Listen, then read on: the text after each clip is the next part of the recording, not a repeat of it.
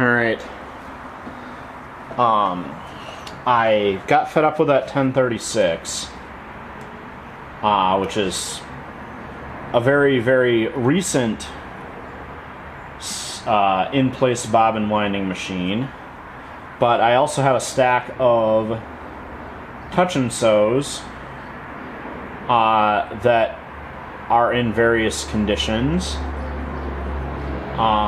that I am looking at to see if I can recover any of these and if it would be worth trying to give these out.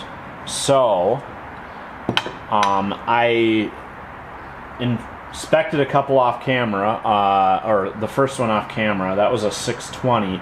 That has a stripped gear in the top. The crown gear to drive down below is plastic in the 620, and it is stripped out. The 620 has plastic gears under here as well. This is a 603E. And the 603 has metal gears in it. And from what I can tell, the model number is not always an indicator of whether you've got plastic or steel gears in the machine, because they changed them over time. But this machine currently,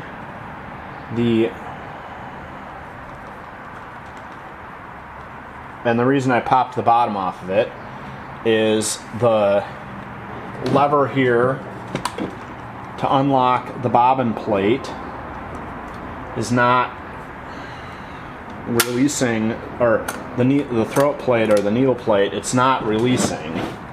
So this side here, I think, is the stuck side, and I need to just get in and push on that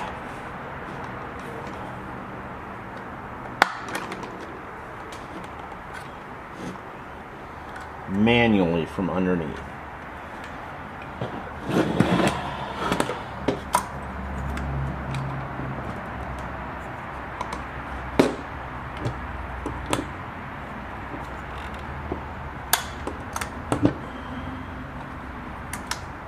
Yeah, so this side is not, this side here is stuck, because that should be lifting both sides at the same time, and there's something wrong with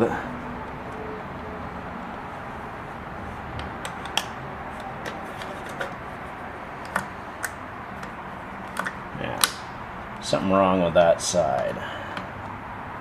I don't know what is causing that problem, but we'll try oiling it a little bit and letting it soak.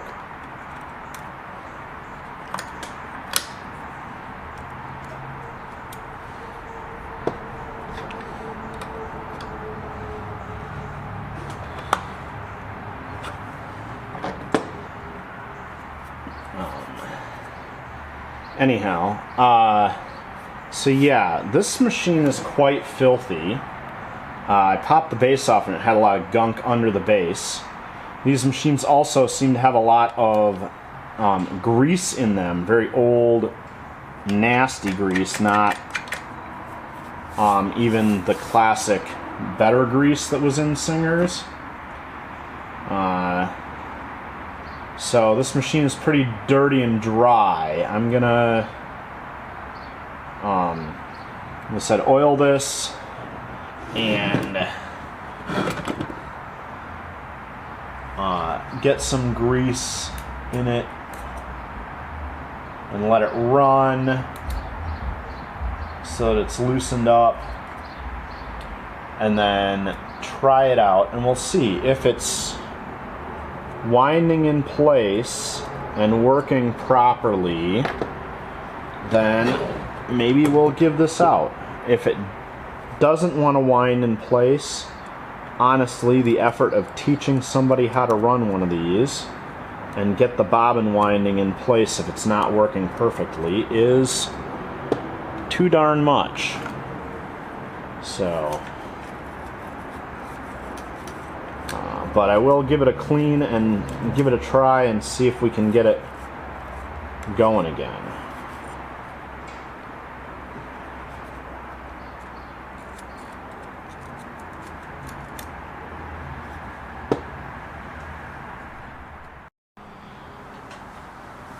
This Touch and Sew 603E is the one that I'm gonna make an effort on. I said that 620 had that stripped gear in it, but the first thing I discovered on this filthy machine was the needle plate holding mechanism was stuck. This side was jammed, all full of shmoo. So I had to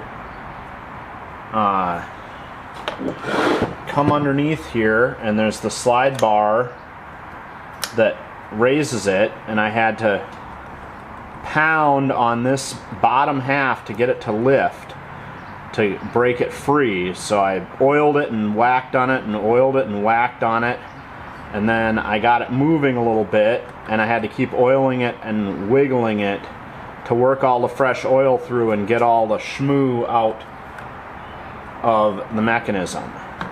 And it's still quite a bit stiffer than it should be.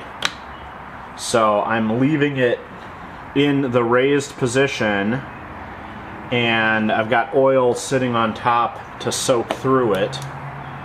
But I can, with this plate off of there, start checking the rest of the machine out.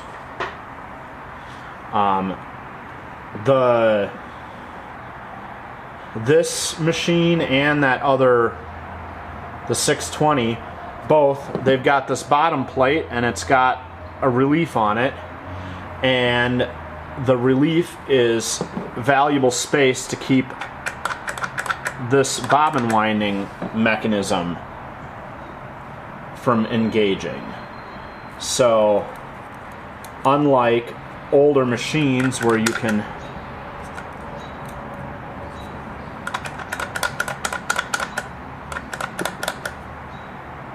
take the bottom off and set them down and operate them, these I've got to put the base on so it's got clearance underneath to run.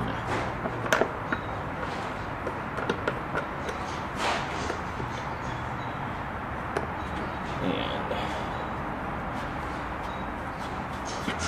since I'm just testing it, I'm not putting all the screws in. I'm just putting the two diagonals in to keep the base in place. Because its main job is to hold the machine up.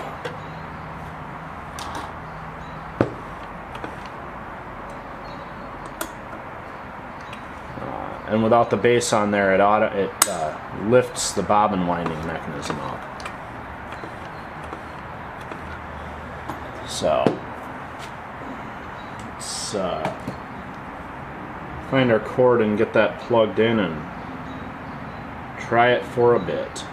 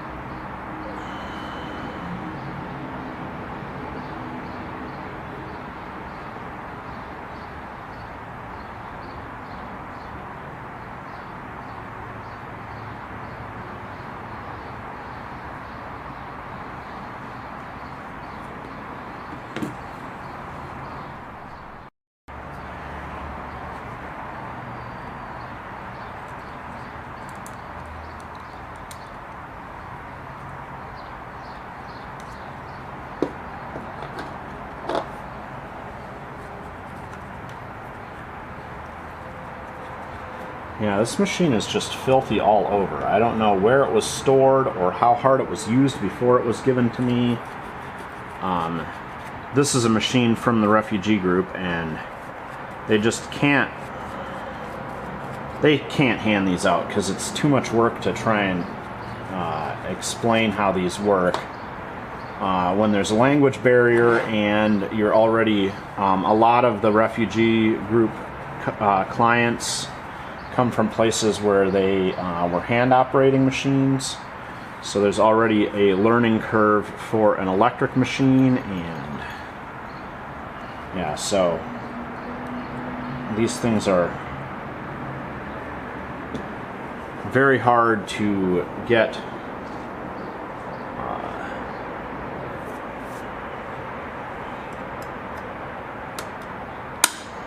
to explain for modern users that are used to electric machines, and they're basically impossible for brand new to modern machines folks. So anyhow, let's plug this in and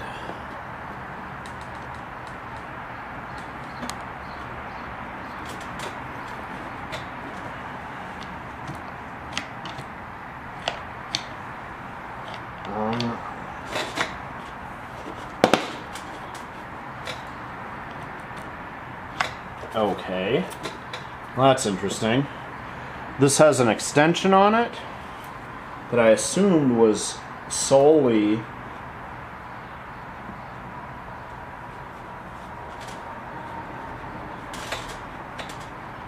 for the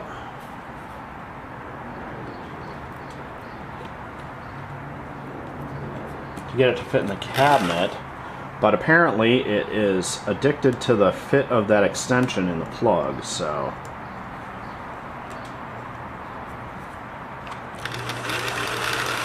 alright. So we got a left stitch.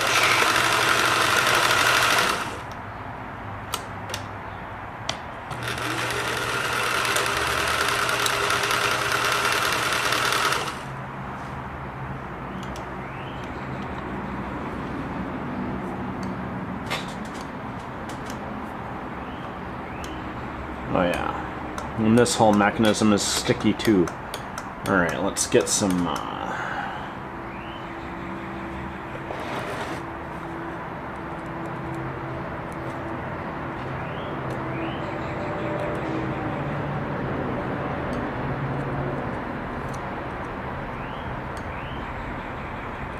lube on there.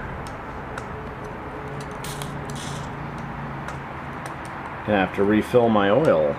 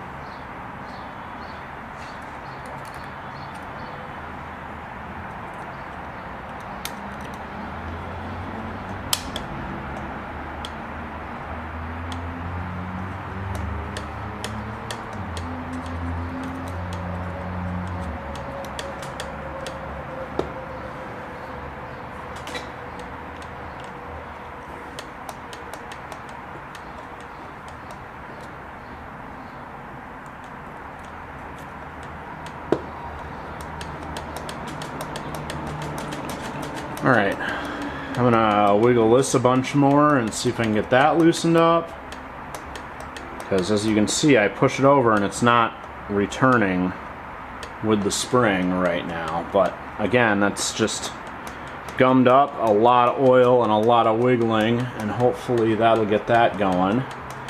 And then once we have that moving, we can check and see if it stitches.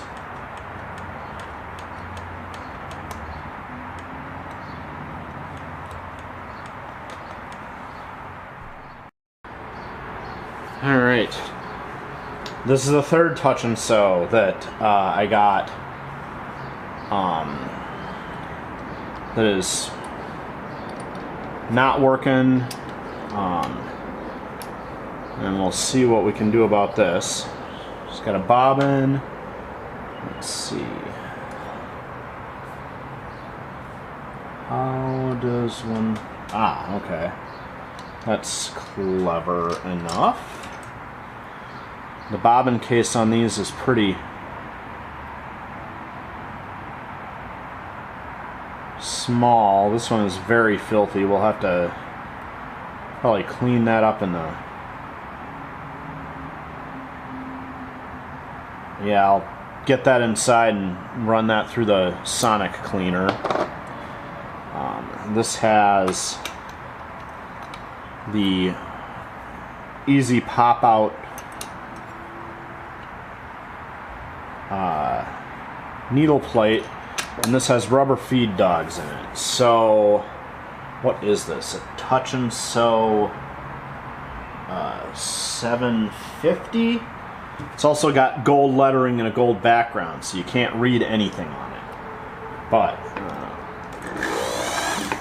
it goes.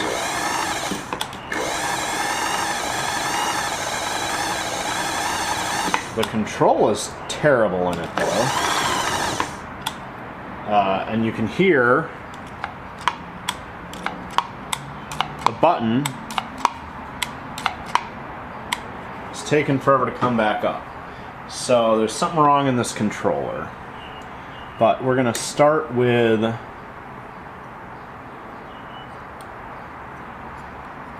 how does... Ah, okay, that's how the... Alright, so the bobbin winding, this one you push to the side to pop that up and engage it. But we're going to start by checking over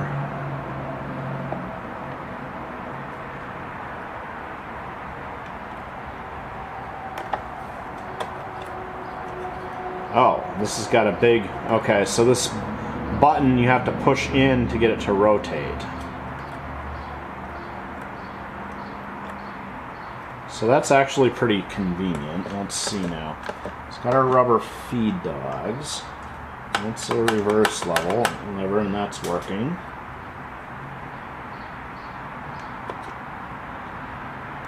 Okay.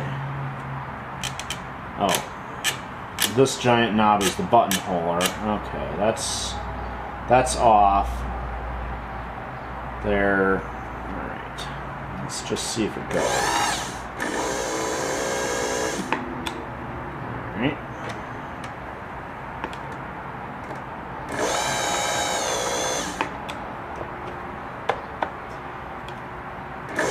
It moves both directions. This is the stitch width, but we don't have it set for zigzag, so let's rotate there to zigzag, and now it's zigzagging. It's got one cam in it, big disc release.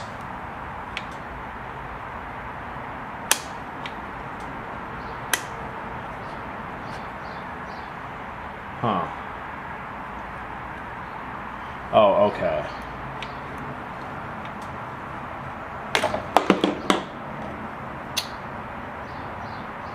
The flexi stitch cam is in there. Okay. That's right. Okay. Well, let's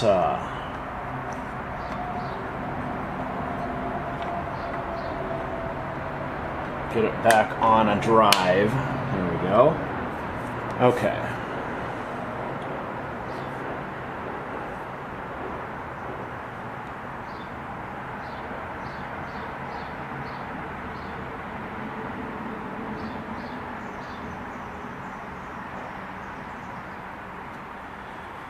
Okay.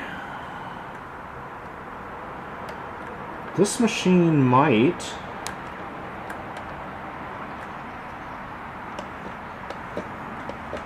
be working, except for the pedal being bad, I guess. Let me grab a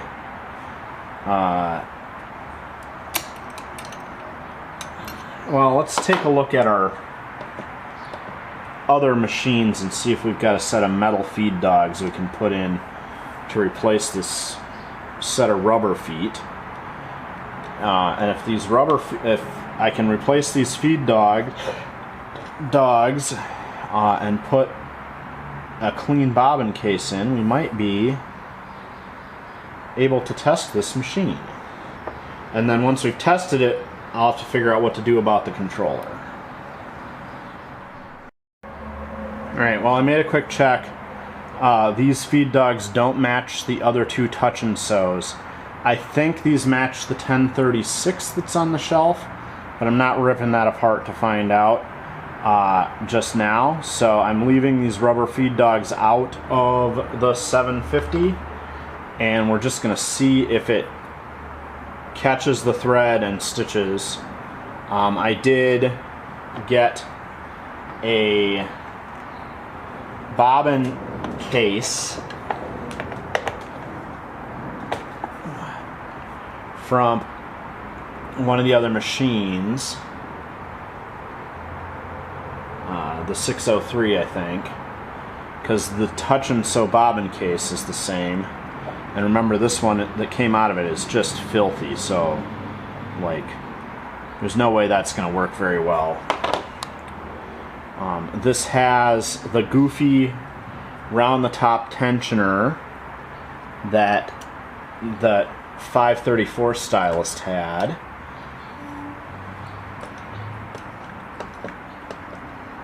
And oh, gotta go down through the clip there. Alright, we'll try this out, and then if I get it working, we'll do a threading video. But if I can't make it work, then I can't verify that I indeed threaded it correctly. So just get our needle clamped there.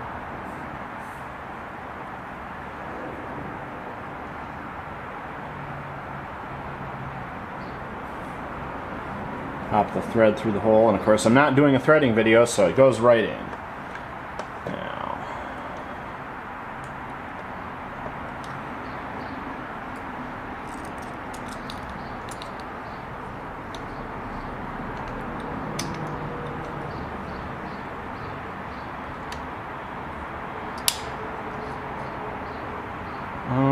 how is...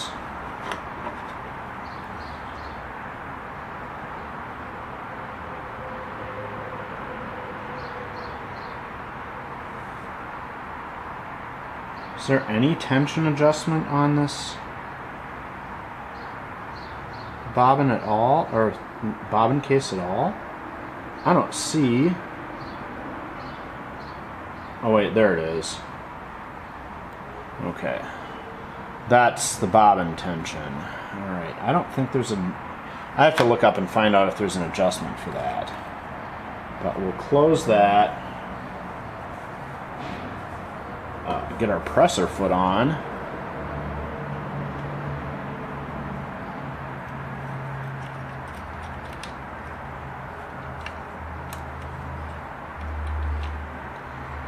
And then, since there's no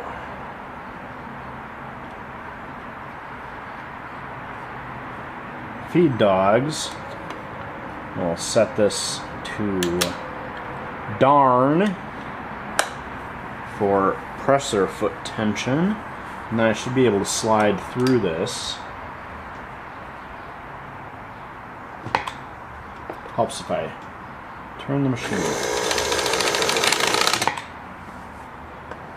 Alright, well,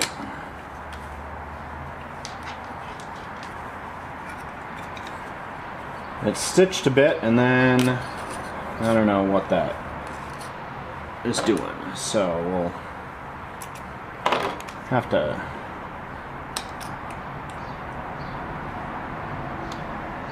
Oh.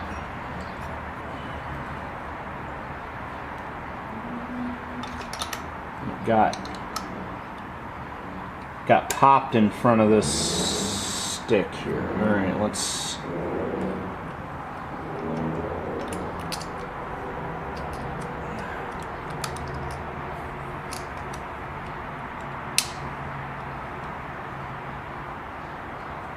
get our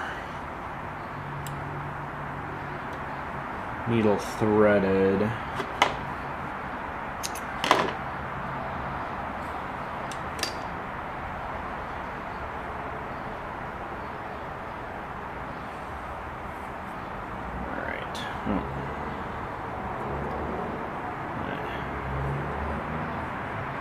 What? Alright.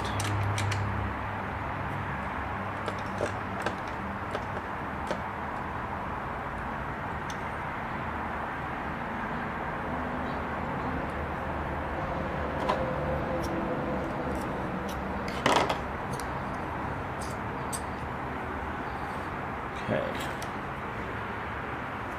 Let's...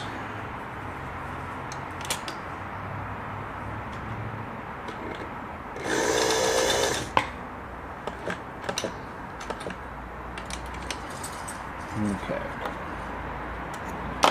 Well, it is stitching without the feed dogs, so I'm going to look into... I guess I'll get another set of the metal style feed dogs for this, because I think they make metal replacements. And then we'll put that this machine together and see... yeah. New feed dogs and see where that gets us. This machine might work, but we'll see. Alright, as you can see, the top of the 750 looks a lot like that 603. And I didn't even open that I didn't show that 630 inside. But this mechanism here will look familiar from the 401A with this paddle, but now it's plastic in this touch and sew. Just gonna put a dab of oil on everything, and this machine is doing its zigzag, so we just have to wait for a set of feed dogs for it. But otherwise, yeah, hopefully with the feed dogs we'll be able to do further testing on this machine, and maybe one of these 3 touch and sews will be salvageable.